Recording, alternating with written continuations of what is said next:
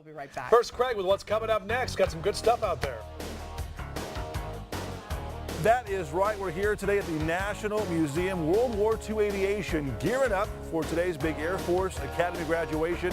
On the way, check it out, special guest. He's a congressman, he's a pilot, he's flying this bad boy right here. More on today's special ceremony. It's coming up next.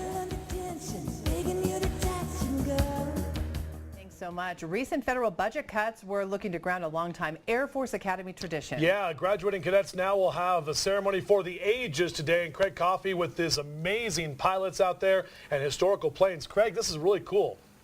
It is, Justin. That's exactly right. Good morning to you once again. Welcome back here to the National Museum of World War II Aviation. And on the way, I'll tell you what, we have a lot of great stuff to talk about here today. Let's go ahead and first talk about what's going to happen. That flyover is going to happen today at the Air Force Academy graduation, unlike any other before. So today's something very special with the museum here. Also, the Texas Flying Legends are here, and a special guest flying with them as well. From the great state of Missouri, this is Congressman Sam Graves. Good morning to you. Good morning. And tell us, first of all, you're going to fly this plane right behind us here. How do you feel today flying in this ceremony? Well, it's a privilege, to be quite honest with you. And we want to make sure that the cadets get a flyover for the hat toss. And we're happy to be able to do it in vintage aircraft, aircraft that won World War II.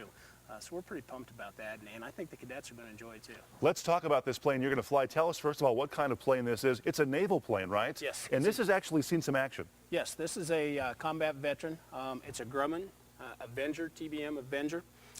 It's actually a Model 3E, but it was a torpedo bomber for the Navy, largest single-engine airplane in World War II. Yeah, it's a big plane. Big plane, 18,000 pounds when it was maxed out on its weight and all its ordnance and everything that it was carrying. Okay, and also this is the same type of plane that Bush Sr. flew. Yes. Bush Sr. was shot down on a mission in the South Pacific. He was actually trying to take out a radio tower at Chichijima, and he lost his crew. It's a crew of 3, and his radio operator and bombardier were killed, and he was able to get out, and he was picked up by a submarine. And he actually, you showed us, he signed one of the props on this plane. It's up top there. He signed one of the prop blades and up at the very top, and has visited the airplane, and he was very kind of overwhelmed by getting to see one of the planes again that he flew and spent so much time in. Okay. Again, fantastic. We're learning so much history. There's so much to talk about here out at the museum, and of course with the pilots out here today. And you actually told us before this plane was built by General Motors. Yes. And General Motors and the Ford Motor Company were a big part of making planes back in the day. Well, you had companies that actually designed these airplanes, but then they would contract with other companies to build even more so they could get more out the door. And so not only did Grumman build these, but General Motors built them as well, just so they could turn out as many airplanes as we could. And Ford Motor Company, they kind of revolutionized the aircraft industry, same as they did with automotive. Henry Ford came in and said, look, you've got to start doing this better. We can get more planes out the door to get over to our folks overseas who are fighting the war. And he built a plant called the Willow Run plant, which they were producing B-24s for Consolidated Vultee, and we're really turning them out, and then the whole aircraft industry started adopting some of this technique. They don't build them like this anymore, do they? They don't. Very tough airplane and very well built. Okay, so thank you very much for your time, Congressman. Again, when you see this big bad boy flying, this guy's in it right here. All right. More today coming up. We're going to go on one of the wings in just a little while and kind of get you a sneak peek, an overview of what you're seeing right now. That's coming up in just a little while. Back to you guys in studio. All right. Up close. Can't wait to see it. Thanks, Craig. Live today, National Museum of World War II Aviation on the way, getting set for a very special day for the Air Force Academy graduation. You do not want to miss. That's next. Hang on.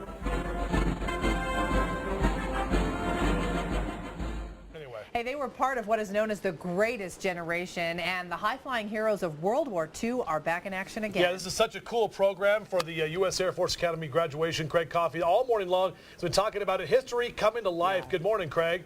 Good morning, Kimberly and Justin. Yes, check this out. History being made today. We are actually right now on top of a B-25 Mitchell bomber on the wing right now. One of the planes flying tonight. This plane actually took off of 5 aircraft carriers, never as much or with as much weight as myself.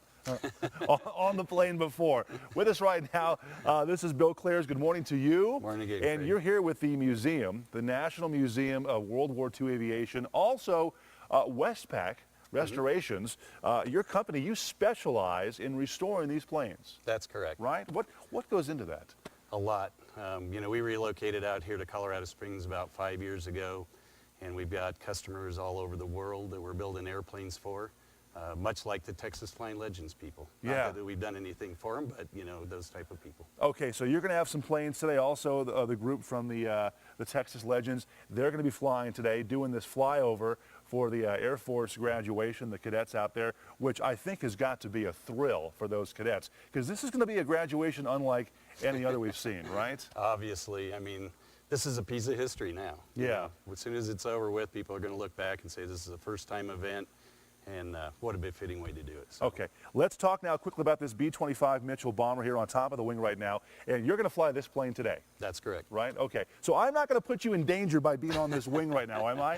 No, this airplane's structurally sound enough for all of us up here. Okay, so tell us now about, you got the turret here, and this thing had guns all over the place. Yeah, there's several different models of this, but like the one over here that we're looking at, Betty's Dream, was an 8-gun nose ship. Okay. It had 4 firing guns on the side pack, they call them.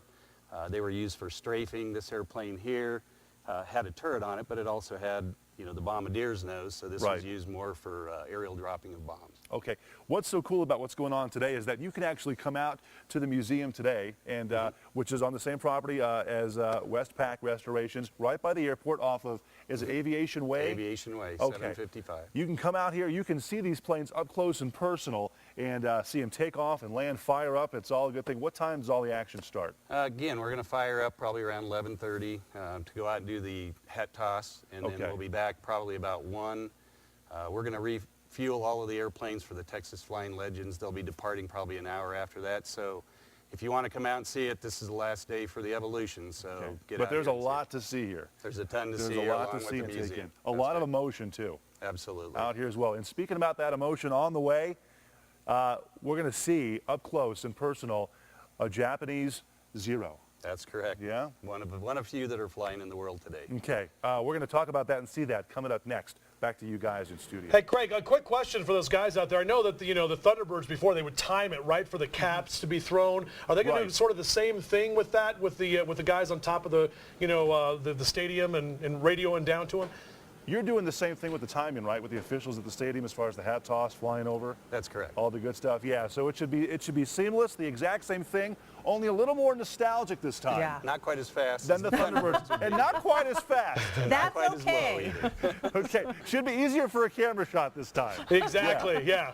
That's going to be That's a good. good point. Much more impressive. All right.